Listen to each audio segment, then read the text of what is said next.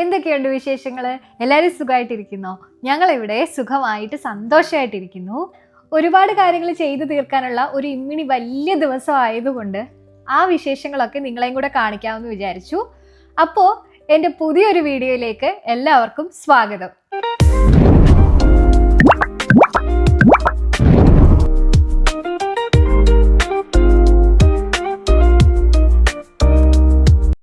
ഇന്ന് ഒരുപാട് കാര്യങ്ങൾ ചെയ്തു തീർക്കാനുള്ളൊരു ദിവസം ആയതുകൊണ്ട് തന്നെ ഞാൻ കുറച്ച് നേരത്തെയാണ് എണീറ്റത്. ഒരു 7 മണി 7:30 ആയപ്പോഴത്തേക്ക് നല്ല തണുപ്പുണ്ടായിരുന്നു.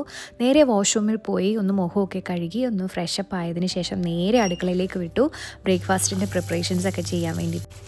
ഇവിടെ 2 ദിവസമായിട്ട് വെതർ ഭയങ്കര മോശമായത് കാരണം നമുക്കൊന്നും അങ്ങോട്ട് ചെയ്യാൻ തോന്നുന്നില്ല, ഒരു ഉഷാറില്ല. അങ്ങനെ വർക്കുകളെല്ലാം നാളെ നീളെ നീട്ടി വെച്ച് കുറേ പെൻഡിങ് ആയി. അപ്പോൾ അതെല്ലാം ഒന്ന് സോർട്ട് ചെയ്യണം ഇന്ന്. അതുപോലെ നമുക്ക് DHLൻ്റെ ഒരു പാഴ്സൽ വന്നിട്ടുണ്ട്, അത് കളക്ട് ചെയ്യാൻ പോകണം. പിന്നെ വീട്ടിലേക്കുള്ള കുറച്ച് ഷോപ്പിംഗ്, പിന്നെ നമ്മൾ ഒരുമിച്ചുള്ള കുറച്ച് നിമിഷങ്ങളും. ഫുഡ് കഴിച്ചിട്ട് ഡ്രയറിൽ കിടന്ന തുണിയെല്ലാം ഞാൻ എടുത്ത് മടക്കി വാർഡ്രോബിൽ സെറ്റ് ചെയ്തു. രാത്രിയിലിട്ട ഡ്രസ്സ് ഞാൻ രാവിലെ ആകുമ്പോഴത്തേക്ക് ഒന്ന് മാറി ഒന്ന് ഫ്രഷപ്പ് ആയിട്ടിരിക്കാൻ എപ്പോഴും ശ്രദ്ധിക്കും.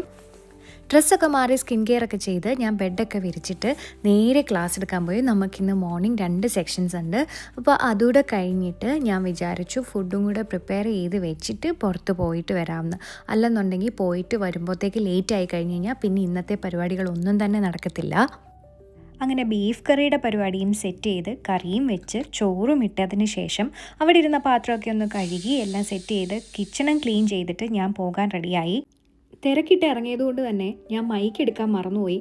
അപ്പം ഞാൻ സംസാരിക്കുന്ന കാര്യങ്ങൾ ക്ലിയർ ആയിട്ട് കേൾക്കാത്തതുകൊണ്ട് ഞാൻ അവിടെ മ്യൂട്ട് ചെയ്ത് വോയിസ് ഓവർ കൊടുത്തു. ദെൻ നമ്മൾ ബസ്സൊക്കെ കയറി സെൻറ്ററിലെത്തി നമ്മുടെ പാഴ്സൽ കണക്ട് ചെയ്തു. ഞാൻ 2-3 ദിവസമായിട്ട് അനുവിൻ്റെ അടുത്ത് പറയുന്നുണ്ട് തണുപ്പൊക്കെ ആയതുകൊണ്ട് നമുക്കൊരു ഹോട്ട് ചോക്ലേറ്റ് കുടിക്കണം എന്ന്.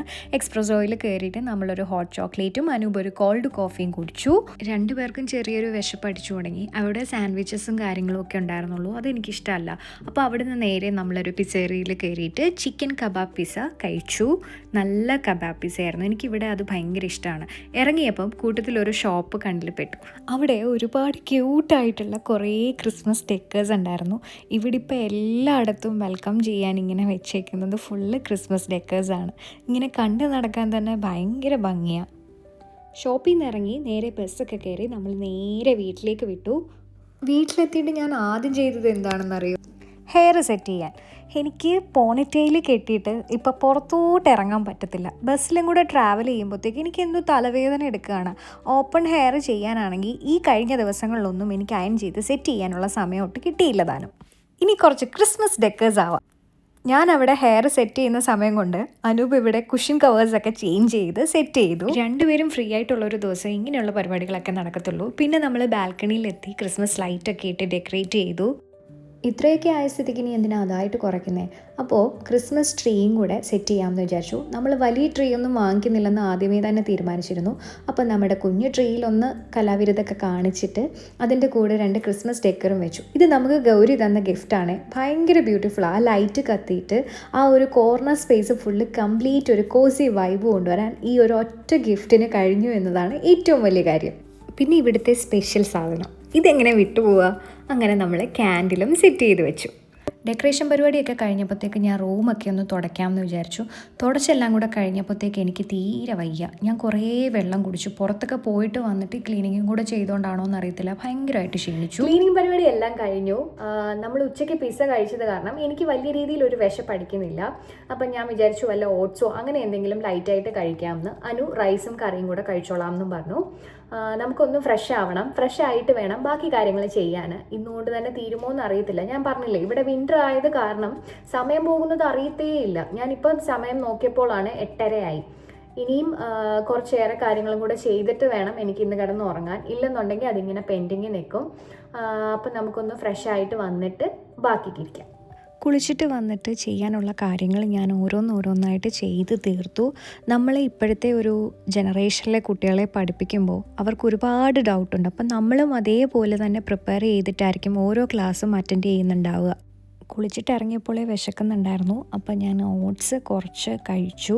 വലിയ വിശപ്പില്ലാത്തതുകൊണ്ട് തൽക്കാലത്തെ ഒരു ആശ്വാസത്തിന് വേണ്ടി. ഇന്ന് രാവിലെ തൊട്ട് ഓരോ കാര്യങ്ങളിൽ ഇങ്ങനെ എൻഗേജ്ഡ് ആയിട്ടിരിക്കുന്നതുകൊണ്ട് നല്ല ക്ഷീണമുണ്ട്.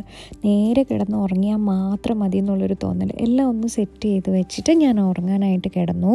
ഇവിടെ സമയം 12 മണിയായി.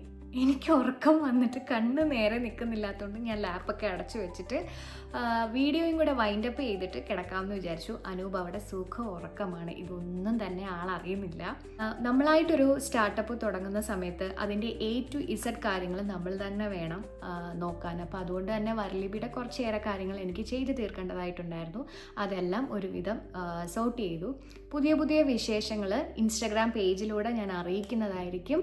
അപ്പോൾ ഈ കൊച്ചു വീഡിയോ എല്ലാവർക്കും ഇഷ്ടമായി എന്ന് വിശ്വസിക്കുന്നു. ഇതുപോലെയുള്ള കൊച്ചു കൊച്ചു വിശേഷങ്ങളും കുഞ്ഞു കുഞ്ഞു സന്തോഷങ്ങളുമായിട്ട് പുതിയൊരു വീഡിയോയുമായി തിരിച്ചെത്തുന്നത് വരെ നിങ്ങളുടെ സ്വന്തം സായി. അപ്പോൾ ഞാൻ പോയി കിടന്നുറങ്ങട്ടെ. Good night.